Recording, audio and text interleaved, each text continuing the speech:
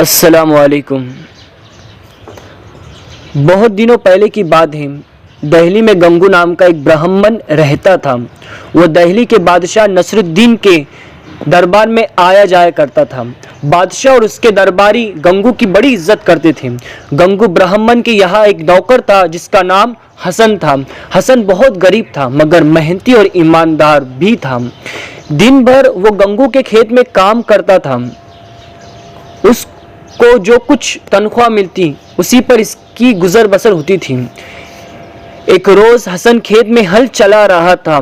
اس کا ہل کسی چیز میں پھنس گیا۔ حسن کام کرنے سے رک گیا۔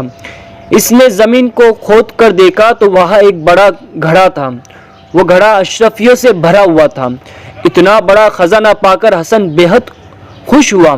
اسے خیال آیا کہ یہ خزانہ تو گنگو کے کھیت میں ملا ہے، گنگو ہی اس کا حقدار ہے۔ وہ اشرفیوں کا گھڑا لے کر گنگو کے پاس پہنچا۔ اس نے گنگو کو سارا حال سنایا۔ وہ حسن کے دیانت داری سے بہت خوش ہوا۔ ایک مرتبہ حسن کی دیانت داری کا ذکر گنگو نے بادشاہ سے کیا۔ بادشاہ پر بھی اس کا بڑا اثر ہوا۔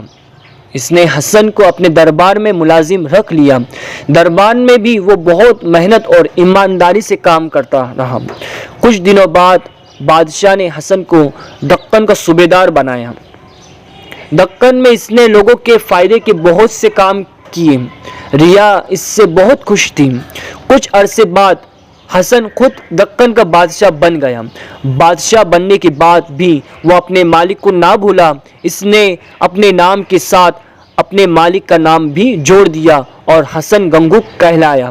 اتنا زمانہ گزرنے پر بھی اس کی وفاداری اور دیانت داری لوگوں کو یاد ہے۔ Thanks for watching.